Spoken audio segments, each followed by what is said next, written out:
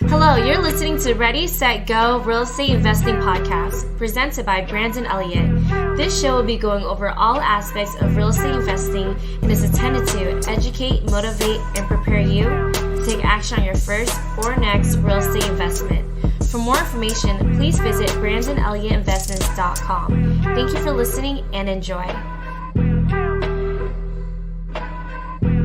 What's going on, guys? Welcome back to Ready, Set, Go Real Estate Investing Podcast. I'm your host, Mr. Brandon Elliott. I'm excited today. We got a veteran in the game, somebody that's been doing it since 2009 when the whole world was really just going all crazy, right? And everybody else was panicking about real estate. You know, this guy got into it. And I think it's one of the best times. It's one of those times that we could potentially be going in the next year or two. So anybody that hasn't jumped into real estate already, this is going to be the episode that is going to unlock a lot for you, because Antonio has tremendous amounts of experience. He's done over 700 plus real estate transactions, raised unlimited amounts of money. And we're going to talk about that today. Started off with wholesaling originally and really focusing a lot more on subject twos today.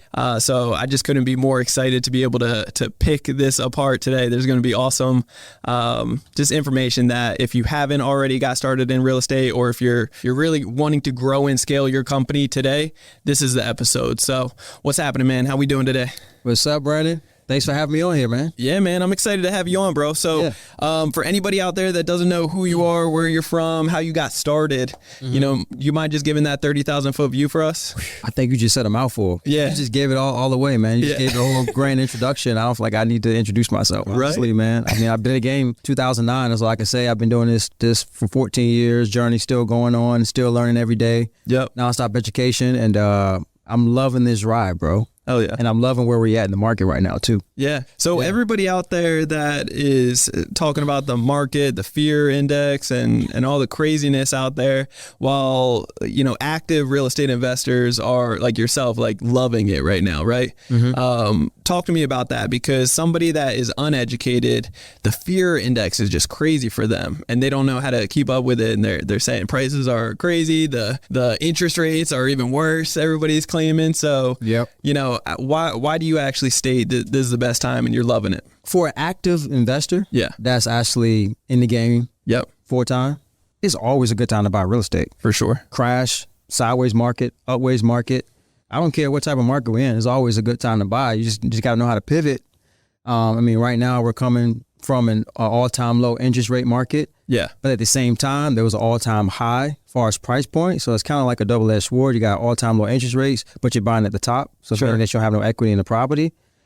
So was that a fear when people was buying at the time? Yeah, no. The media was sharing that it was all-time low interest rates is the best time to buy, but people were buying at the top peak. Oh, yeah. Top of a roller coaster with no equity in their property. So now these people have these properties where, guys like you and I, we get to pick these properties up with low interest rates, because people have this fear now that is the bad time to buy, and they're saying, you shouldn't get into real estate. So I'm getting probably 3 to 5 sub 2 leads in my inbox a week. Oh yeah. Subject to properties. We could talk deep into that. Yeah.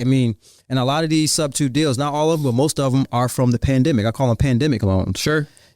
People have this fear. They're like, let me sell my property, and we're picking these properties up at 2.5 interest rate, 3% interest rate, where traditionally you can't even go get that at the bank now. It's like 7%. Yeah. 7 and change, 8%. Yep.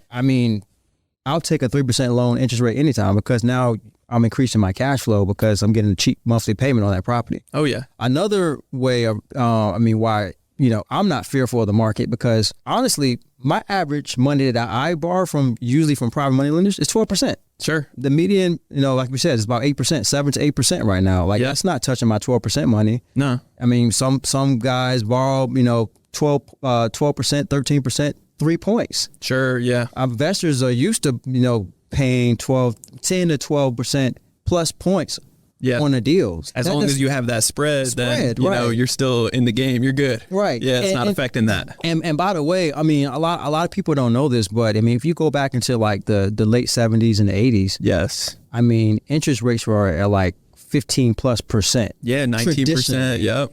traditionally. That's why we all got, I always say it all the time, like the last 7-8 years, everybody got so spoiled with the historically low interest rates, and now they're crying that it's 7-8%. It's like, man, it's still the best time to buy, because if you know, you can get in now, great, because so many other people can't, and that's good. You know, at that point, if the interest rates do go down, great, you can refi, you have control, you own it. But if not, and they keep going up, then great, because you already locked it in. Correct. Right? Correct. So it's good. So go back a second to subject to, just in case if people out there listening, they don't really understand it or know. Do you mind just breaking that down for them? And then I would like to hear more about you know, the COVID, how did you state it? I forget. The pandemic loans. Pandemic loans. Yeah. I want to talk about that for a second. I think that's good. There's some good loans right there. That's right. Those loans are very valuable to us investors. You know, especially for investors that's looking for cash flow. Right. I know people try to pay those off, and I'm like, what are you doing? Don't you dare. No, I'll take that for you. It's like, why would I go to the bank or even private money to pay off a pandemic loan? Yeah. I would take over that pandemic loan, continue your 3%. It's a 30-year fix. $1,200 a month payment that you owe, what, $100,000. Sure. You know, just for an example, right? Sure, yeah. Some people got a lot. Yeah, so subject to, I've been buying subject to since 2009. My second deal, my first deal was a wholesale deal. I made 12.5 on. I signed a property. Back in 2009? 2009. Okay. My very second deal was a subject to deal. So I had a 3-piece snack on my what I learned far as on my second deal. Yeah. I brought it subject to, right? I also I learned how to raise private money on that, because I raised the private money on the repairs, because it was on your second my property? Second deal. Nice. And I also learned this land trust play. So the sub 2 that I brought, I put into a land trust, and I also raised the acquisition was the sub 2. We kept the loan in place, but I still needed the money for the repairs. So I raised private money on that. All in one deal. So on your second deal, by the way, you just like got pushed into success of like, man, we're gonna ramp this up real fast. Second deal, and like what I learned, I had shout out to my guy Chris Haskins, because I didn't learn this myself. Okay, I was gonna say, who was the mentor? He was the mentor in that time. Yeah, nobody knows that. In that time, like now sub 2 is like trend, and everybody's talking subject to. Now you got these wholesalers that are wholesaling subject to. Sure. Yeah. When it's like 4 or 5 years ago, it wasn't like that. People were just doing traditional wholesales, which is amazing. Sure. Like I can buy sub 2 from wholesales now. Yeah. But anyway, back in 2009, like I picked up this deal sub 2, and I was like, how is this even legal? Like, it's insane. Like, where have the world been, and where have we been? Like the schools, why are they not teaching stuff like this, a way to buy properties where basically subject to, and to make a long story short, is like, and a homeowner has a loan in place, just say $100K. Yep. Right? Their monthly payment is $1,000 a month, principal, interest, tax, and insurance. Yep. And just say there was a 30-year loan, but they've been living there 10 years. Yep. Meaning there's 20 years left on the loan. Monthly payment is what? They said $1,000 a month, right? Sure. I go in, I keep that loan in place, that $1,000 a month, to say 4% interest, and it still goes through a traditional title company, standard closing. Mm-hmm. But at the closing, instead of me paying off that $100,000 loan, that $100,000 loan stays in place. I'm taking over that loan. Yes. And if they don't want any money at the table, I'm just going in paying closing costs. Yeah. And I'm taking over the loan. And on the settlement statement or HUD, it says subject to existing loan, $100,000. Yeah. Whatever the balance of that loan is. And if their bank or their loan is with, just say, Bank of America, right? I'm just going to continue that $1,000 monthly payment to Bank of America throughout that 20 years that's left, or until I pay it off. Yeah. That's a subject to. I'm just taking over the existing loan. Subject to. So you're taking it over and putting it in your name, or you're paying that. Correct. Yeah, just taking it over subject to the existing mortgage. So to add to that, this might confuse some people, so I'm going to try to make this layman terms as possible. Yeah. The mortgage stays in that homeowner's name. Okay. However, at the closing or with the title company, the deed gets deeded over from seller to me or my company. Yeah, that's the important part here. That's important. Yeah, the mortgage and the deed is two separate things. So the mortgage stays in their name. Yep. Because I'm their name. The mortgage is taking. You don't want to mess with that rate. You want to stay with how much they've already paid down, the equity in it, everything. Whatever that monthly payment is, whatever that interest rate is, how many years left on the loan, those terms, whenever they got that loan approved, I'm taking over that existing loan. I love it. Right. But the deed gets deeded over to my name at closing. So when you look on the public record, I own the property. Yep. Even though the mortgage is still in their name. And so there's people out there that naturally get scared of that, thinking that, the chance of actually, as if, you're selling the property and it could, the bank can actually come after you, right? That happened to me. It did happen to you. Yeah, it happened to me 5 years ago in 2018. I was going to say that never happens. Yeah. But with the random 1% chance that it does, which bank was it? And Wells Fargo. Wells Fargo. Yeah. Okay. A duplex that I still own today. Shout out to Wells Fargo. What's happening? But it wasn't what you think. Like the bank didn't look up and like, oh shit, like the deed got transferred over. No, the owner raised his hand and called the bank. Oh, so yeah, mess up the whhole playbook. Man, like I remember like yesterday, my assistant Stacy, she was like, Antonio, you got a letter from Wells Fargo. I was like, what is this? She's like, I was like, open it, and she scanned it to me, and I was like, fuck. Yeah. So what happened? The loan got called due. So it was a duplex, and it wasn't. Is that what the case was? You had to pay off. So I'm gonna tell you a story because I feel like this is a very important, so important, worst case scenario story that people. I like to share the dark stuff. Yes, It's not all glitz and glamour. Sure, yeah. You know what I'm saying? So it's like, that's good. I never knew anybody that got the loan card. Ever. You're the first one, bro. I'm calling my mentors been in the game 20 years, 30 years. Like, I never got my loan card due, Antonio. I called an attorney. Yeah. So I called the attorney that actually originally closed that deal. This was in Virginia. Okay. It's a duplex in Virginia, and I still own it. Okay. I still have it subject too, by the way. Good sound. Let you know that I got around it. So the owner, when I closed the deal 5.5 years ago, he called the bank to cancel the insurance.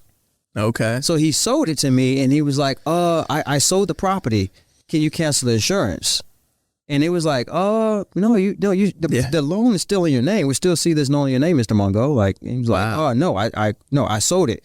Look, here's the settlement statement. He was sending them like send them documentation. He was sending them receipts, bro. Oh my gosh. Yeah. So they was like, oh shit. So they had, as they saw that, they saw the trend, they saw the settlement statement. Yeah, they don't have a choice. They looked on tax record, saw that the deed was transferred, but the loan's still in his name. Yeah. So they saw my mailing address and all of that stuff. Okay. They sent it to my office and sent me the letter. So I had three options. I had to pay it off in full. Okay.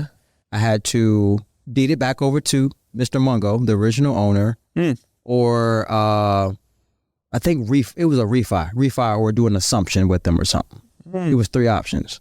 So I called the attorney that originally closed, and I was like, damn, what do I do? I was kind of freaking out. Yeah. I was like, worst case, I can borrow private money. Yeah. But I don't want to, the loan was like 4-point-something%, 4-ish%. And I was like. And what was the balance at the time? Oh, yeah. $59,000. Oh, really? Yeah, okay. I mean, nothing crazy. Yeah, nothing crazy. Okay. But still, I wanted to keep that. Yeah. I don't have private money access at 4-point-something%. Yeah, exactly. Usually 10 to 12%. Usually 12, actually. Yes. So I would have really refied out to 12% money. Yeah. You know, which nobody wants. I didn't want to do that. Yeah. But I was still freaking out because it was like the principal to me. I'm like, this loan got called due. So I ended up calling the attorney, and you didn't know anybody else. Like, I don't know anybody else. You're the first one, so I'm glad to have you on to get this. Yeah, this is something like this could happen. It could especially happen. All these people that are buying subject to all of a sudden these last few years. This could soak happen. this up just in case.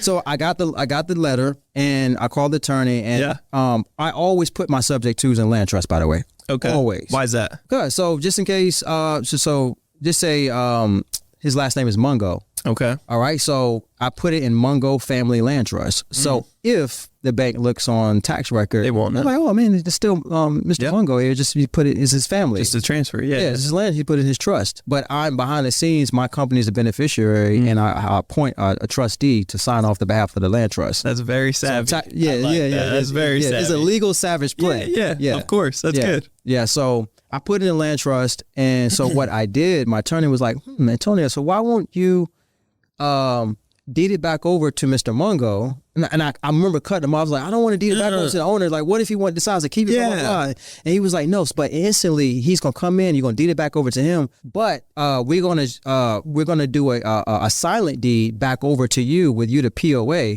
But we're not gonna report that deed to public record when he signs over back to you. I didn't know you could do it. So when he did, it's like a pocket deed, what they call it, a sound deed or pocket deed. So we signed it back to Mr. Mungo, came back to the same closing attorney, right? signed it back to him. They recorded his name back to the public record. Sure. He went back to the bank and said, "Hey, I own this property." Yeah. But the time that he signed over, he signed it back over to me. It was like he signed this and then he signed it. He back signs over to another me, one. Yeah. and with a POA. Yeah. But that was in silent in the escrow pocket deed. Okay. Right. Yeah. Because I still have control. Yeah. Yeah. He signed that I basically still have full interest or full ownership of this, but they didn't record that yet. So basically nothing changed at this point. It was just that scare at the time make you have to jump through a couple more hoops of signing a couple more documents. I'm sure more additional closing costs or something. Yeah, that was a few $100. Yeah. Is what it is. It was we did a deed of gift. Okay. Yeah, deed of gift back to him to record from the land trust I originally had in it, my whole family land trust. Yeah. To his first and last name. He sent that proof to them like, "Hey, I own this property again." Yeah. Right? Yeah. And they said, "Okay, boom. Wash the hands." And then like months later, I think it was like 2 months later, they used that pocket deed that I originally owned it. Sure. Put it back to my land trust. Man, I love that. That's good. Yeah. And I haven't had any, it's been over 5 years. I haven't had anything since. Okay. Does Wells Fargo still hold it or they sold it? I still pay the $497.88 every month. It's ACH. Yeah. I love it. It's a $497 payment. Yeah. It's nothing. For as long as they still keep getting theirs, they're good. Yeah. Duplex. Yeah. Does that make sense? I want to make sure. It does. That right. No. Yeah. You broke it down very good. So for people that's watching this, like if you ever get a loan call due, like that's the way I got around. Yeah. You won't sell clause. Yeah. Literally. Yeah, man, I just feel like it's that brings up another good thought of just making sure that you're educating the seller right properly, so that they're not doing anything. Kind of give them the after you close the deal, you kind of walk them through. Hey, now these are the next couple steps. Yeah. How you get out of your insurance is call your insurance company. Like I'll get insurance myself and put it in. Well, no, I wanted to keep the insurance in place. You did, yeah. Okay. Because it was principals, interest. Oh, it was already locked in. Principal, interest, and insurance. Yeah. Principal, interest, tax, and insurance. I'm sorry. Sure. It was PITI. Yeah. So I don't know why he called. He was just messing things up. Yeah. He was messing things up, and that was our fault for not giving him the exact blueprint of what not to do. Sure. Right. And he knew the concept. He knew what we was taking over his loan and whatnot, but he didn't know the part that, hey, I can keep the insurance in place. Yeah. Question. So with subject to, because you're having it in their name for that period of time, it's still reporting to their personal credit. Mm-hmm. So if there's anything down the road that, you missed a payment somehow, very unlikely, but if it ever did happen, it would affect them, or if they're ever trying to get another property, then that could come up, right? Or something related to their credit, creditors will be able to see. That's a great question. So basically, there's no servicing companies out here that you can get around that. Yeah. So I know one is like West Loan, westloan.com. If you go to them, if you use their note servicing company and make the monthly payment through them so they can pay the mortgage, and you pay on time for around 12 months straight, they somehow get the mortgage off their debt, the seller's debt. That's a whole different loophole in this. That is, I like that. Yeah, like westloan.com. Yeah. Okay, that's good. Yeah. So let's go back to the very beginning. Why real estate for you, and how'd you get that mentor? Well, I come from the music business. Okay. And my mentor Chris at the time, I saw his We Buy Houses truck. Yeah. He was like early 2009. He was driving. And I stopped him, and at the time it was like the law of attraction, I guess, because my mom had just gave me the bitch Rich Dad Poor Dad not too long ago. I read that. Love it. Opening me up to real estate. I feel like everybody pretty much. All real estate investors. That's like a cliche thing, but I really read that book. Yep. First book I read cover to cover at the time. Same here. Opened me up to real estate, and it still seemed like impossible to do, but I still was opened up to the fact that like, wow, like you can invest in real estate with none of your own money, right? Yeah. I was like, wow, like, okay, that's cool, but I still kept doing my music. But then around that same time, I seen this We Buy Houses truck, green truck, just cruising in my neighborhood doing 15 miles per hour. I think he was driving for $1 a day. Okay, yeah. And I stopped him, and I was like, hey, like, you buy houses? I don't usually do this. It was like out of my like comfort zone. He's like, yeah, like I'm looking to buy 3 to 5 houses. The typical thing, I'm looking to buy 3 to 5 houses. I'm going to take my business card. Like, everybody, I pay a referral fee. And honestly, like what really enticed me, he was a black guy. And I was like, damn, he looked like me, sounded like me. Like that's unusual in the real estate, especially back in 2009. It wasn't many black people that I knew about. Okay. That I knew about that was like around or seen that was doing real estate. So I called him the next day, or next couple that week for sure. And we met at Starbucks. Yeah. He came to Starbucks with a $40,000 check. He's like, yeah, I just flipped the deal with no money, no credit. Oh, yeah. So that resonated to the book. He's like, boom. Yeah. I was like, damn, like, how you do that? Like, he's like, yeah, I did an assignment. I was like, oh, wholesaling. Like, broke it down to me. I'm like, I'm trying to get in. Like, teach me. Like, I want to be all ears. I want to be like a protege, like following around. And he was like, man, like, I really like you, man. Like, you remind me of myself when I first started. Like, you seem hungry. You're in the music business. And he was from the music business prior. Okay. 5 years prior to that. So he basically took his pub deal money, and which was one of the smart things to do. Sure. He used that pub deal money and got into real estate. Oh, of course. At that time. Nobody does that. Yeah. Yeah, I think 04, maybe 2004 when he got in. Wow. And this is 2009. Yeah. So I remember when Bandit Signs was working. Yeah. To find seller leads. Now it's like it works, but it's not like the first primary thing you're gonna do to find deals. Yeah, for sure. Back then it was no competition, virtually no competition. This was a crash. Yeah. I didn't even know this would crash until like 6 months in. Man, I had no idea. I was graduating high school in 08, and so I was just growing up poor. It's like you don't even know any better. There's really no difference in life. And I wasn't around any high-level people to hear them mentioning anything about it. Now it's easy access. We're getting access to high-level people with social media. For sure. 2009. So MySpace was correct. MySpace was popping. Yeah, exactly. Facebook was just about to take off in 2009. That's true. Yeah. I love that, man. So, but he had me put 100 Bandit Signs out. I ordered 100 Bandit Signs on my last little bit I had on my credit card. Yeah, a couple $100 at the time. Yeah, with stakes. Yeah. Put them all out in one night myself. Yeah. And I got that one lead, 721 Potter Road, Chesapeake, Virginia, man. Yeah. Crack house. Yeah, crack house. I walked in there with my mentor.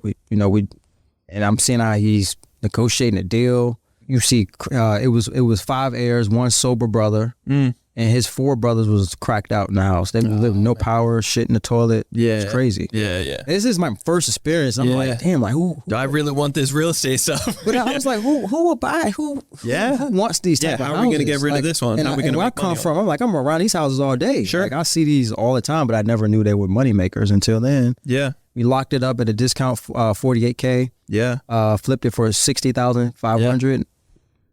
The rest was history, bro.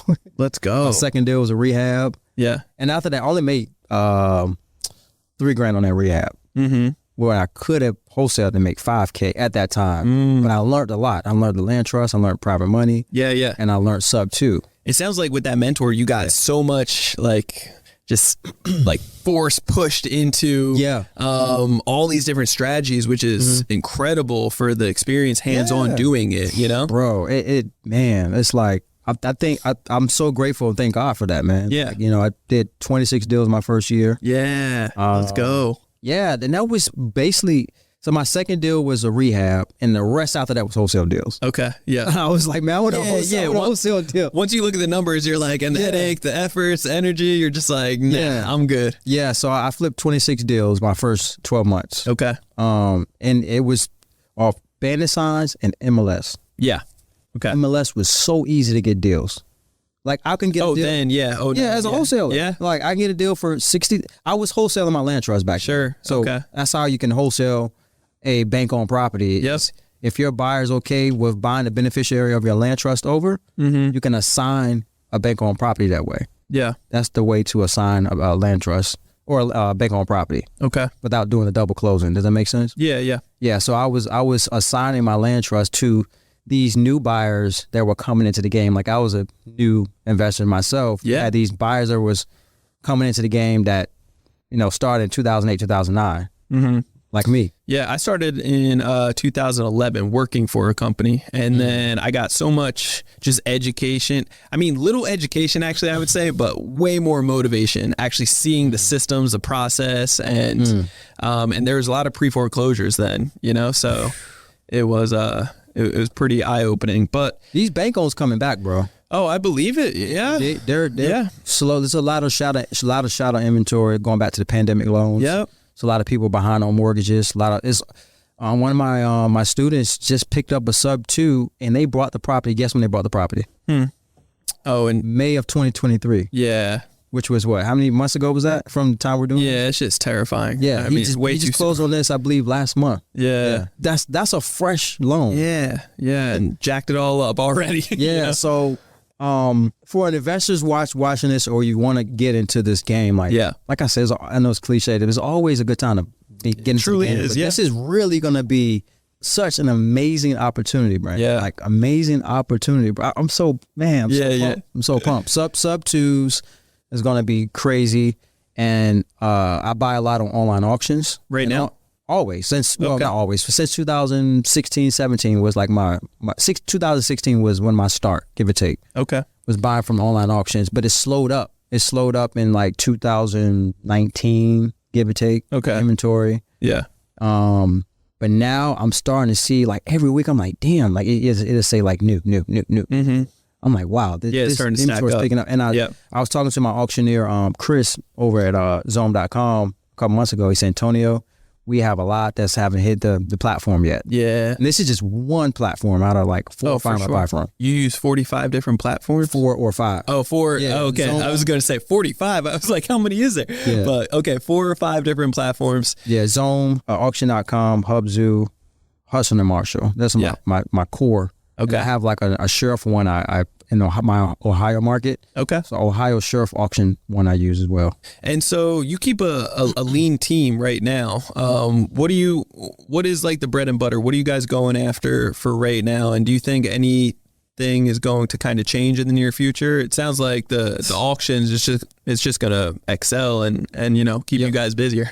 Yeah. So what I'm focusing on right now is my slow flip cash flow deals, my buy and hold deals. Okay. And hotel deals. Sure. Hotel, for people that don't know what that is, I'm basically buying a property and immediately the day I close on it, I'm sticking on the MLS the same or next day. Yep. Doing nothing. Yeah. Maybe furniture clean out. Sure. The max. Basic things. Yeah. Max, if that. Yep. Yeah, it's already good to go. You can just put it right back on the market. You got a great deal off market, and now you're going to put it back on. Okay. Yep. So, but my buy and hold model, which is like you heard of slow flips, right? Yeah. You said my slow flip formula is basically it's recession proof. So it was coined in a recession by my mentor, and I've been using that strategy for 10 years in 2013. And break it down for anybody that doesn't fully grasp it. Yeah, so I'm buying properties typically in the 30 to 50K range. Okay. And any property that's that's in that range is always going to be, no matter where the market is, the market crash tomorrow, that's an affordable house. Oh, for sure. For me to buy. So I'm not selling on that, or so just say, for instance, like I just closed a property last week for $30,000. Okay. Right. And what I do, I'll take that property instead of me fixing it up, making it rent ready, and putting a tenant in there. That's a landlord. Yeah. That's the traditional buy and hold investing that we all know about, right? Yeah. Whether you're doing it with apartment buildings or I buy a single family house. Yeah. So I brought a house for $30K. I owner financed it on a 30-year land contract, right? Mm-hmm. For that one was $69,900 at 12% interest, 12 and change interest.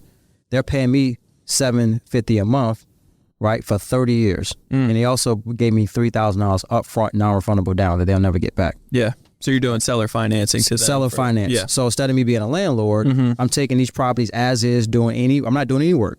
And I'm seller financing them to an owner occupant on an interest rate for a 30-year term where they pay me. And you got this originally from direct with the seller? Or? This particular deal was on the MLS, bro. It was, okay. On the MLS. Yeah. Yeah. And so you got it from the MLS, and then you found a tenant that wanted to kind of move in and that wanted seller finance. Yeah, so I have a marketing team that markets my properties. Okay. That's part of the structure. Yeah. I mean, I could do it myself, but I got better things to do. Yeah. My role is, I love to find a deal and raise private money. Yep. Raise money, find a deal and raise money. That's my personal core thing, what I do on a daily basis. Yeah. So my marketing team, once I close on the property, that same or next day, they're going out, usually Facebook Marketplace, and they may put some local signs in the area. Okay. It says owner financing, $3,000 down, $750 a month. Call this number. I love it. Yep. And then, so talk to me about the locations, the areas, and then I want to hear more about lead generation. What does that look like for you guys? I know there's a dozen ways to market, so would love to hear that. But for the location, what is your bread and butter that you like to? Is it C class type of property? Yep, C and D class. Okay. However, turnkey is C and D class. Turnkey. And C. Key. That's the key. Yeah, that is the Turnkey and key. C and D class. I want, the things that you got to total tear down or do a huge renovation, right? You don't need that. I wish I had my phone number, but on the way here, my slow flip, one of my high end clients, slow flip students, he literally's like, hey man, I'm thinking about buying one in the Midwest, in the Missouri area. This will be my first one. He usually buy Indiana, by the way. Okay. And I think he's going on his 5th slow flip type deal right now. He comes from the apartment game. He has over 1,000 units in apartments. Yeah. He went from apartment game to this model. Yeah. Do you know why? He's tired of tenants. Yeah, he's tired of tenants. Like this model, you're not dealing with tenants. No leaky toilet call. They're doing the repairs. I'm just collecting my monthly cash flow. Yeah. Literally. Yeah. You get a 100-unit apartment building, that's 100 tenants. Yeah. So what do you do if these guys, very simple, mess up the contract? They don't pay, the monthly payment. Yeah. Just like a tenant, naturally might not. That might qualify for that type of thing, That's a great question. That's worst case scenario. Worst case scenario. Gotta take the property back. When I get that non-refundable down payment up That's in right. my pocket, Yep. They forfeit that. Each market that I buy in, I have an eviction crew or team. Okay. Which I'll pay about $500. Sure. To evict them. I just sit back. I'll send them the money. Sign the paperwork. They put the notice up. They file an unlawful detainer. Yeah. To go through the eviction is usually like a 2 to 3 month process. Now that the moratorium is finally lifted. Yeah. Ohio's real quick, man. It's crazy. It's like God bless America with that state. It is for landlords. It is. Yeah. It's beautiful. So it's a 2 to 3 month. Just say 2 to 3 months of me not getting paid my monthly payment. Sure. Yep. Worst case scenario. Yeah. Which is still a good case. Yeah. I'm still in the driver's seat. So just say 3 months go down the line. And as long as, let's be very clear, I mean, the goal is not to have, that type of situation, but worst case scenario, if the individual isn't paying and they're not having the communication, right? It's all about communication, transparency. Things can happen. I'm sure you can be graceful from time. Like, you don't want to take the property back and go through that headache. If it's 1 month or something, that's no excuse, anybody that's listed. But as long as there's communication, you can work something out. Yeah. So I want to get in worst case scenario. So just 3 months down the line, the eviction got them. I paid them eviction attorney $500. Yep. 90 days go by. Now I call it the rinse and repeat method. Okay. Marketing team, we're market for a whole new owner occupant. Yeah. I get another $3K down. Yeah. Another say $69,900, and usually this previous person that we got out put work into the property. Yeah. Remember the repairs are in their ball court. Sure. They made it just maybe to put some basic floors in. And when you give them the ability to actually take ownership of the property, it's a whole different mindset. They start doing all these little things that, hopefully it's for the better, but in many cases it can be. So that's good. So that 3 month of vacancy, I'm really recouping that with that new non-refundable down payment. Yeah. And who doesn't want to, that can't qualify with a bank, but has the 3K or that can find the 3K to be able to get started? You say who can? Like who wouldn't jump into that right away, right? When you start marketing again, it's like boom, right away. I'm sure it fills up. Exactly. I got one right now in Ohio. Look, I wish I had my phone because I like to show receipts. I got a guy right now. He's ready. $2,000 down. He's gonna pay $995 a month. Yeah. I paid $35K for that property. Yeah. I mean, I don't need a calculator to do that return. Yeah. That's just a beautiful return on money. I love it. $35K that I paid for it. I'm going to sell it to him. That particular one, I think this will be $79,900. How much are you out of pocket with the actual property when you got it? That one? Yeah. $35K. 35. Okay. Yeah. However, I can always raise private money. Yeah. To lock it in. Yeah. So if you guys don't OPM want to use your money, or you don't have maybe that much money or something, you can always raise private money. Yeah. Always. Or, I mean, the numbers that we're talking about here, ladies and gentlemen, it's it's get that 0% interest business credit and you'll have up to 24 months to just, have 0% interest. That gives you plenty of time to move things around and get right. So just give them a play real quick. So, all right, so we got 35K property. Yeah. I can attain 35K, right? So this is simple. I mean, it really just comes down to getting your credit score right. As long as you don't have any drastic issues on your credit cards, there's so many banks out there that are giving out 0% interest. And if you're doing it right, you can actually do a mass apply is what we call it, where you actually apply for anywhere from 10 to 40 plus credit cards in a 30-day time frame, getting 0% interest credit. You can get up to $500K in the next 30 to 90 days. Boom. I mean, $500K, that will go a long way with this guy to be able to, actually get a bunch of these properties. Yeah, that's a play. That's a major play, bro. Yeah. I love that. Yeah, me too. Yeah, business credit is amazing, man. Play with the 0% interest. Which, I mean, that's damn near free money. Yeah. Come on, especially when it comes to real estate and business credit. Yep. Goes hand in hand. Man, it's crazy. Yeah. It's crazy. I love it. So right now, how many doors or land contracts, like how many properties are you holding right now currently? I just told somebody the other day, I'm at 55 now. Okay. 55. Nice. I feel like I should be at 150. Yeah. I didn't really, I flipped so many properties. Yes. Flipped so many that I kept, especially in that 2009 to 12. Yep. Breaks the heart looking back at the numbers and seeing some of the addresses. You're like, oh my God. Yep. And I applied this strategy in 2013. And I was trickling them, buying maybe, 4 or 5 here this year, in a year, and then maybe like another 10. And I didn't really go hard with this probably since like last 4 years, 2019. Okay. I started hammering, but now it's like I really got to dive deep. Yeah. So the next 12 months, I'm projected to buy 50 of these. Yeah. I love it. Yeah. And that's like conservative. Like Sure. They're all around me. The money's there. If I want to borrow the private money. So I'm like hybrid. I use my flip money to pay for them cash. Yeah. And I also use private money at 5-year money. Sure. Because I want to pay my investors off in 5 years. So remember, this is 30-year note on the owner-occupant side. If I raise money at 60 months, on that 61st month, I got 25 years left of free cash flow. Yeah. So because we're talking about money, let's just we'll dive into the raising money aspect and have fun with that. But before I forget, lead generation, I want to come back to that. So so for raising capital right now, you're doing certain deals that you're raising capital for about 5 years with certain individuals On the buy and hold, on the slow flip model. Okay, gotcha. Hotel or stuff that I'm buying on the quick flip stuff. Yeah, that's in and out. Yeah. And then and right now money comes pretty frequently, easily, and abundantly, right? So so right now, how many private money lenders have you think you've dealt with over the years? I don't even know, bro. Yeah. I don't know. Yeah. I don't know how many deals I've done. Like I said, it's like 700 plus. I mean, it's I've done so many deals. I raised so much private money. My first private money deal was my second deal in 2009. That's crazy.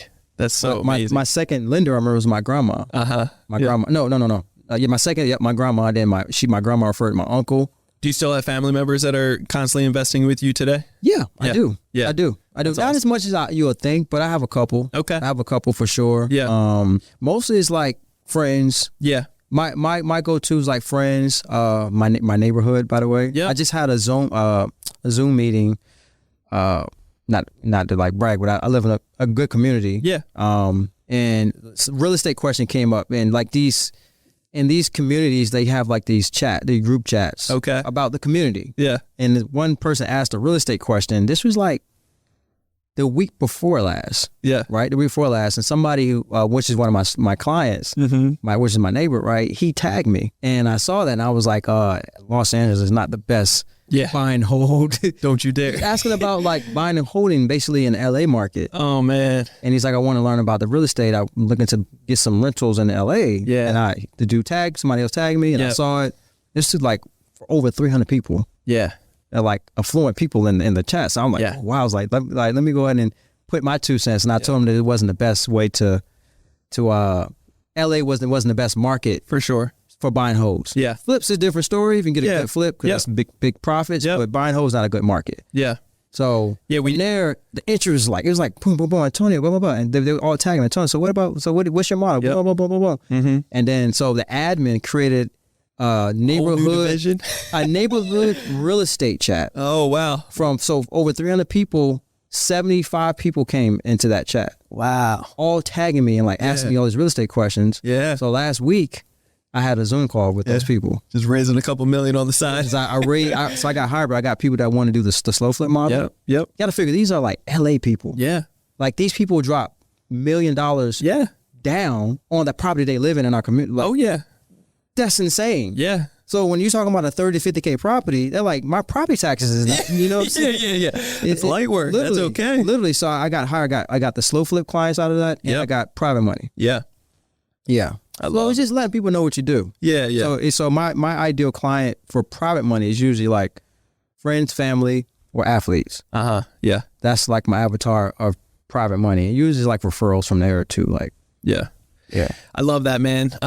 Yeah, last year it's crazy market that we live in, but out here in San Diego, it's nuts, the numbers. We did one of our flips last year, we netted 475K. Ooh. It's just like in a 90-day that I had nothing to do with it. Yep. You know, so it's just incredible, but it's funny too. It's like, you made it into a certain neighborhood when you guys are on like a group chat or something. I was like, wow, this isn't what I grew up with originally. No, bro. No, but it's like, to me, that alone in itself, especially in the industry we're in, that's an investment. Yeah. It's the neighborhood in your community. Yeah. People will always ask what you do. It's important, yeah. You know, that's just natural. The higher you're up to go, it's just a habit for people to ask what you do. Yeah. When you, exactly. Like the least money, you don't make a lot of money, that's not like normal. Yeah. People kind of try to hide with the money they make because, it's kind of like a triggering thing to talk about money or what you do. But when the more money you make, people just want to talk about how much they made and what they do. Yeah, and it's totally accepting. Crazy. Like, I noticed that as like years went. Well, it's a poor mindset of like, you don't have enough, so you don't want to talk about it. You don't want to talk like, so growing up, we didn't talk about money much because there wasn't much to talk about, Right. Right. But, even if you're like, how much you make an hour? They kind of like, damn, like, why you ask me that question? Like, yeah. They don't want people to know, they don't want people to know that they're making $20 an hour, $15 Of course, an hour, Yeah. Yeah, man, that's powerful. I love where we live and the opportunities that are around us. It's crazy. So talk to me, when it comes down to lead generation, what's the bread and butter that you guys focus on right now? We're finding owner occupants for the cash flow deals. Yeah. It's too much. It's too much to handle as far as if that's your only role, that's why I pay the marketing team for that. Like, because like we could put a deal, owner financing, $3K down, $69.9, whatever the case may be, $750 a month. Like, you'll wake up, say you posted yourself, you'll wake up, you have over 20 in 24 hours. And then you're just cherry picking the best ones, of course. Yeah. And I mean, you're not supposed to judge a book by cover, but Facebook Marketplace, I can go to their Facebook and look at the profile. Oh, swipe, boom, boom, boom, boom. Yeah, this is going to turn into a bad area or something, Yeah. So I like to look for somebody who looks, decent enough, what I'm saying? Then I'll ask for the bank statement. And I ask for job verification. Yep. Right. I need to see the base statement so I can see that you have the $3K to put down. For job verification, how long do you like to look to see? I don't do that part. You don't? I just see if they got a job. Okay, you're just looking to see. That's more than they got a job, bro. That's it. Do you just? Yeah, that's it. See, this is low income, like for sure, low income, affordable. Like, I mean, we're not going to strip them up and down. Like, yeah. See, I strip them up and down sometimes, even in my Ohio areas, and I'll keep a vacancy longer just because of that, because I really want to see that they have like at least a year to 2 years job history, not jump in from, I had one person apply. I've had this happen several times, but I've had one that applied recently and called me up asking to rent out the place, and I asked, what do they do for work? And they said, oh, I'm not working. I was like, how you going to pay? They're like, oh, don't worry about that. I'll get that done. That's like, crazy. Don't worry about it. It's not going to, I am worried about it, actually. In the pandemic, I only had 3 people not paying. Okay. Yeah. That's amazing. Yeah. That's amazing. I had one tried not paying, and then just the cockiness from it, like we evicted right away. Yeah. And in Ohio, we were able to get it. It was wild. That's crazy. Yeah. What part of Ohio again, you said? It's right on the river of West Virginia and Pennsylvania. Okay. Yeah, it's right on the other side. Yeah. Nice. Steubenville. Yep. Got to get you one of these deals. I hear you, man. Yeah, I like that. I like that. I'm down. They're easy. They're easy money. Trust me. Like, I've never been to Missouri. I never been, like, that's one of my markets. I've never been to Illinois. That's the second market. I just see pictures, man. Video from, like, my boots on the ground there. Sure. I'll look at it, but oh wow, that's decent. Yeah. Key, I'll take it. Yeah. So as far as lead generation, though, are you doing any other type of marketing for getting some of these properties from the seller originally? Or are you You mean the acquisition side? Yeah, acquisitions. Okay, acquisition lead source. Yep. Man, I don't do any marketing. Okay. At all. Okay. I'm not one of the guys. Talk to me. What is it? Platform that's like, I do cold calls. Yeah. I do all the. I don't got time for that. Yeah. I mean, I've done all of that. Sure. But as like, fucking social media. Yep. Like you tell people what you do in these Facebook groups. Now you've been doing it too long. You got too much of a brand. You have opportunities that come to you on a regular basis. I'm not going to say the brand helps. We know brand helps. For sure. Yes. Yes. However, if you don't have a brand, that's okay. Yeah. You just gotta be social on social media. Yeah. Social on social media. Yeah. Let people know what you do. What the hell you do? A lot of people just be scrolling. There's a lot of silent social media people. It's so not true. Social. Yeah. There's a lot of people that just scroll on social media just to be true. nosy or just looking at. It may just be looking at somebody else's deals they post. Yeah. Like if you post, if your intent is to be very intentional about looking for deals. Yep. I'm just giving you one way, but I'm saying For like, sure, you can go to these Facebook groups. Yep. There's tons of investing Facebook groups for subject twos, creative financing, or just traditional ways to buy. Even private money Facebook groups. Mm-hmm. If you go in there and post like, hey, Antonio, hey, my name is Antonio Edwards. Yep. I'm looking in the Missouri market. Here's my buy box. I'm looking for properties under 50K. If anybody had any properties under 50K, send me a DM. Yep. I mean, just see what happens. And trust me, you won't get DMs. Yeah. Because there's wholesalers in that group looking to find buyers. Or if you're a wholesaler, you just let people know, hey, I have a group of buyers in such and such market. If any wholesalers have any deals, let's joint venture. I mean, just put the message out there. Yeah, that's good. Yeah. So now I'm thinking selfishly to myself, because I got certain properties in Ohio that are like triplexes, right, and fourplexes. You're doing all this with single family houses, right? Are you doing anything? You wouldn't do this to. I have the duplex. Duplex, sale clause. I have a triplex. Yes. I don't have anything above a triplex per se. But in those situations, I'm sure you're just capitalizing on a stronger monthly payment and still taking all responsibility off. So now you're teaching them. Now you can be an investor yourself, and you can have the responsibility of renting out the other units, house hacking, whatever. You mean the investor that the end buyer that you're. Yes. So on my duplex, the one that let's go back to that due on sale duplex. Mm-hmm. Yeah. So that's an investor. Yep. At the time, he gave me $10,000. You got to figure out. I took this over $59,000. Yes. The loan. Yeah. He gave me $10,000 non-refundable down. Sure. I sold it to him at 109.9. Now I'm like, I'll be happy if you walk away. I'll be happy. Just don't pay me. Yeah. Because I already know I can sell it for $250. Oh, of course. Yeah. I sold it to him over 5 years ago for 109.9. He's paying me $1,100 a month for 30 years. Question. So, and you know, I mean to cut you off, but now I'm thinking about it, and I hope he doesn't watch the podcast. yeah. He can just block him out. He can like pay me off. It's worth $250. That's what I'm saying. So this is my next question that I'm coming up with. So what does that look like when equity, interest rate, whatever, like they start having so much equity in there, they can refinance, or they can, if they don't want to deal with it anymore, and they're just like, but this is worth this much, and I'd rather sell it. I'm not going to just hand over the keys back to them. I mean, then you would just get cashed out. All of my properties pre-pandemic, they can all pay me out and make or refire or something like. Sure, they don't. Yeah, they don't. I love it. Yeah, they don't. And so you do set them up for a 30-year fix. You put a premium on it though. Mm-hmm. So if they did cash you out, then you still have a premium that they would have. I had at the moment, but any real estate, just holding it a couple years in this market, they're gonna do well. It's rare that's gonna happen. However, in the pandemic, that was just like a really rare time that we was in. So I had 3 people that did not pay me, and also I had 3 people that brought me out in the pandemic. They did. Okay. Yeah, they brought me out. That was what I got. That's good. I mean, good for them. But you look at it, I'm looking at the financials prior. I'm like, okay, 2 years ago you didn't have, $4,000 in your bank. Yeah. All of a sudden you got 100K, got 70K, 80K. Yeah. We know that the government's giving everybody money. Oh, so I looked at it that standpoint. Yep. But it was a good thing. So what I did, I went to go buy 2 more slow flips. Yeah. With that. So if I got 80K, I went to go buy 2 more. If not 3. Yeah.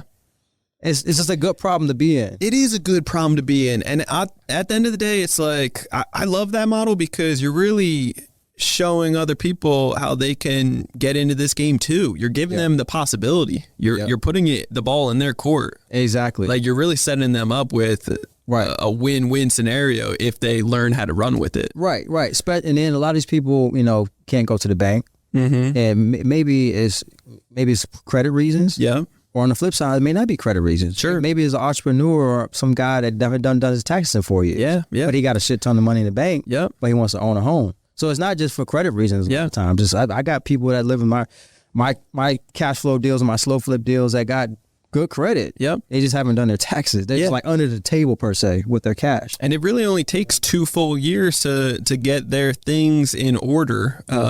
You would think if they take it serious, it could be a lot less, but most people are taking a lot longer, unfortunately. So that's not a lot, but I have quite a few owner occupants or handymen. So they give me 3 or 5K down, whatever the case may be. They live in these properties, they fix them up. And like, I drove past some of my properties, the ones, because I'm from Virginia. So the ones like, if I go back home in Virginia, I'm like, damn, like that's the house that it's a completely remodeled property. Yep. Like, worst case scenario where they'll give me the house back, that's remodeled, and I gave it to them as is. Yeah. It's insane. Man, this stuff's blowing my mind right now. It's just because I'm looking at this big portfolio over in New Jersey, and I'm trying to get creative on how to take this one down, and this is a strategy that I'm going to start playing around with. I'm telling you. Yeah. It's going to be really hard for me to go to the traditional renting strategy. Sure. It has to be really good. It got to be like a large apartment building. I just don't want to deal with tenants. I just don't want to deal with it. I don't like the tenant thing, man. That's just, I agree. I don't like it. Like the more units you have, the more headache. The more headache. I don't care. I mean, they don't talk to this. They'll tell you this on social media. Sure. But yeah, I mean, they're telling you it's a lot of headaches dealing with tenants. Yeah, I love it. But when you like give them the paradigm shift, like you're responsible for the property. Yeah. You have ownership. Yep. Like I'm not getting no calls, bro. Yeah. I'm not getting any I like that. One. Yeah. Like I'm not even exaggerating. Like I've been doing this shit for 10 years. Yeah. Like and I remember one of my students, he was like, yeah, like one had called me, this was like years ago. He's like, one called me for about the plumbing. He's like, yeah, I just referred him to a plumber. Yeah. Okay, I counted back. Like, here you go. I got a plumber for you. Back. Boom. Have a nice day. Like, Here, I'll help you Google it real quick. Best of luck. Yep. I love it. It's a great strategy, bro. Yeah. It's recession proof. Yes. That's very good. I think early in the beginning, you said you want to talk about it, a year or two that this market could possibly tank. We don't know. It's our we don't know. Yeah. But we do know the elections next year. Yeah. And I think that... And what happens then? Especially... Election always brings fear. Yeah. No matter who it is, Republican, Democrat, Republican. Yep. That just brings fear to the masses. And when there's fear, people stop spending. The banks tighten up a little bit. You know how that goes. Yeah. And this model is recession proof. Yeah. So the model tanks tomorrow. That means you're good. The rents are going up. Yeah. So if they default and I get the rinse and repeat, like I mentioned earlier, that $750 turns into $1,100 or $1,200.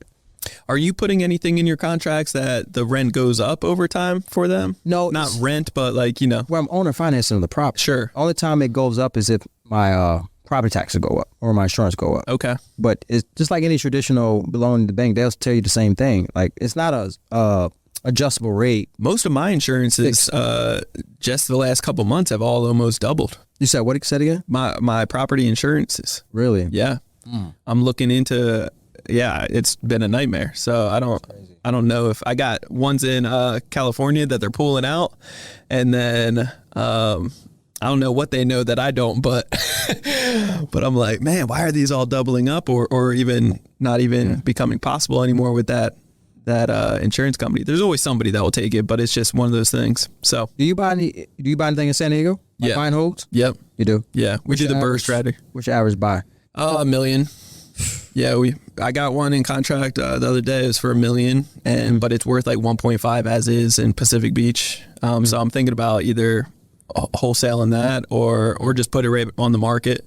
But if I put like 150, 200 into it, it will be worth roughly about $2 million.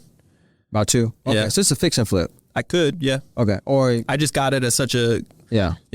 in the sauna at the gym. Just randomly heard some agents talking and Really? yeah, about some problem, and I was the solution for them, so it worked out. Good. So you bought it for $1 million.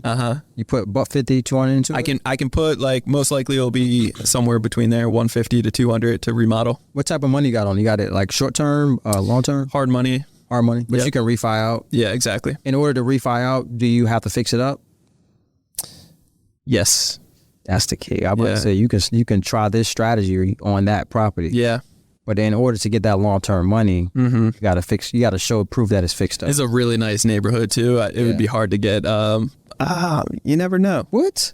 It works in every. Oh, I bet you. That's what I'm saying. The more that I say it, I'm like, maybe. If it works in a C class, why not A class? Yeah. It's a bigger down payment. Yes, it's just a bigger down You payment. probably get 100K down. That's right. And what's the At least. at least? Yeah. Because there's people that qualify money wise, but not on taxes or their credit. My client that lives in my neighborhood, he owns a Airbnb in Hollywood. North Hollywood. He has somebody that he slow flip to right now. They said they'll give him $250 down. Because he was like, yeah, like once he's like, he said, man, I can slow flip my Airbnb because he's tired of leaky toilets. Yeah. Like, we'll be talking. It's times we was talking, right? He lives on the same street as me. Sure. And he was like, fuck.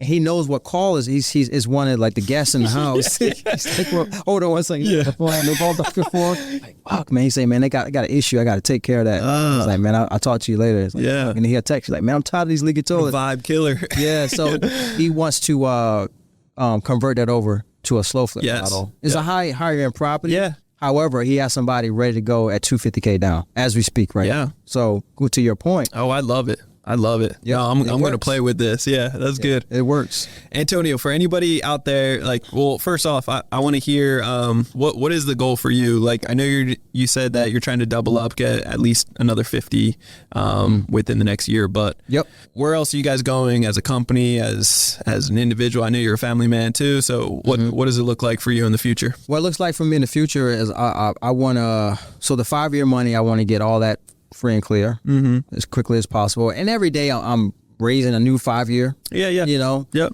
So, you know, my goal in the next 5 years from today, I want to be the bank.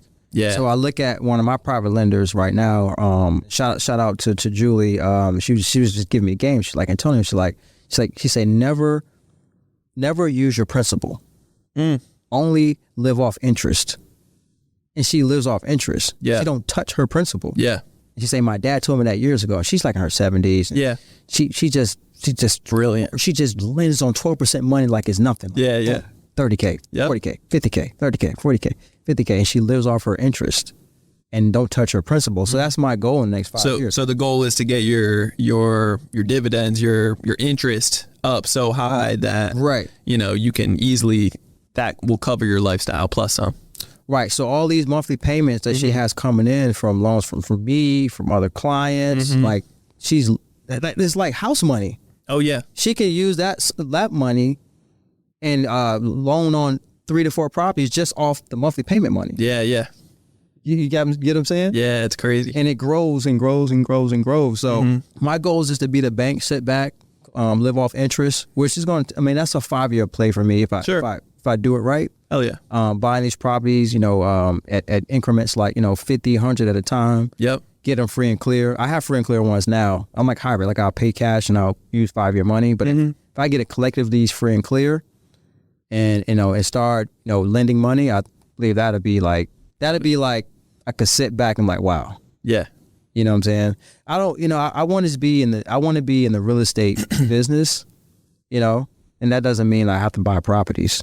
Correct. Like I just want to lend on properties. Yeah. There's so many ways to make money in real estate. Being the bank is the end result for so many out there. Bottom line. And I like the burst strategy, but I'm not a fan of it for me to implement it. I've done it many times. I just, for what I've seen, becomes a pain in the ass over time. I'm sure of it. It works. It works. It works. Yeah. The leverage works. Yep. But I just remember the guys in the 2008 that got fucked. They were burned before the word burn got coined. Yeah, for sure. It's just a name. Just refinance. Yeah, it's been. I mean, that's been the strategy for forever. Been around. It's just a coined name. Yes, all of these names that people I don't live by and get the credibility from. Yeah, it's just like a coined name. Yeah. Just that's been around before real estate, baby. Born. Yeah. So, all the guys that I know that are wealthy, that are like not stressing and wealthy. I'm talking about wealthy and at peace. They're free and cleared out, bro. They got free and clear everything. The wealthy guys I know are free and clear and not stressing. That's the most important part. So you got wealth, you stress, you got wealth, and you're at peace. Yeah. Like the ones that are wealth and at peace, they're free and cleared out. Yeah. They have no loans, no debt. And they're usually the bank. They're lending hard money, private money. Yep. Those are guys that's my goal. Like, I don't want to be wealth and stressed. Yeah, nobody wants that. You know what I'm saying? Because I feel like wealth and stress comes from like you just leveraging a whole bunch of debt. You're just moving too fast. There's like a lot of debt going around. Like, you could be 7 years old with just shitload of debt. You know, I mean, that's not my model. Yeah. And I'm not knocking that model. It's just not my model. Yeah, it's just not you. Yeah. Yeah. I love that. I love it, man. This has been such a good episode. I appreciate it greatly. Thanks, bro. Yeah, let the listeners know how they can get a hold of you. Yeah, you can follow me on IG, Antonio_J_Edwards. If you want to learn about my cash flowing model, just go to slowflipformula.com. That's slowflipformula.com. That's my bread and butter model. And yeah, I mean, if you want to hit me up on IG, send me a DM, let me know if you heard the podcast, or if you want to get into this game, I can show you how. I mean, it's definitely changed my life. I've been living off cash flow. I've been building my cash flow since 2012, my first rental. In 2013, I converted my first rental to a slow flip and haven't turned back since. And so I've been building that for 10 years. And I started seeing my fruits of cash flow in like 2016, 17. And it's like cash flow was like, that is the trick. Yes. To create your lifestyle. We both live in California, which is not cheap. Like, I would be damned if I'm living out in this area just off active income, wholesaling deals and flipping deals. Getting by. I'm not saying it's getting by. Yeah. But you always going to have to be sweating and chasing, going back to stress. Yes, yeah. You don't need stress. That. Yeah. Like, I can make up $200,000 on $475K flip. Yep. But your ass better go back to work. Sure. Because that 475 is going to dwindle. If you don't got no cash flow. Especially when the tax man comes around and collects half of it. Yeah. It's nonsense. Yeah. That's a whole different podcast. It is a whole different thing. I ain't going to get into that, bro. We'll have to have you back on. Around that. Yeah, there is. Yeah. But thanks for having me on, Brandon. Yeah. I appreciate it. Yeah, guys, you definitely want to reach out to Antonio. And man, this was a great episode. Really do appreciate it. Guys, if you want to get a hold of me, you can always do so on IG. It's Brandon Elliott Investments. Otherwise, Facebook.com/Brandon Elliott Investor. If you guys haven't already checked out Credit Counsel Elite, what are you waiting for? Make sure you go and just watch that. We got a 10-15 minute video on there. Afterwards, you can set up a 30-minute call with me and my team to really be able to go over your situation, where you're at, where you're looking to go, and get a second opinion. So we can really show you the breakdown of what it looks like to get $500,000 every 6 months at 0% interest, so that you can leverage into real estate and get started and see what it's done for us and how it can really just transform your life and get generational wealth over time. So go check out creditcounselelite.com. That's www.creditcounselelite.com. And if you haven't already, hit that subscribe button to Ready, Set, Go Real Estate Investing Podcast. What are you waiting for? Do that right now. You get the newest notification every single Monday. Leave that 5-star review afterwards. Greatly appreciate all the love, all the support. You guys mean the world to us. Appreciate you. Till next time, stay blessed. Peace out. This has been another episode of Ready, Set, Go Real Estate Investing Podcast, brought to you by Brandon Elliott. For more information, please visit BrandonElliottInvestments.com. Also, please don't forget to like, share, and leave a comment below. Thanks again for joining. Until next time, God bless.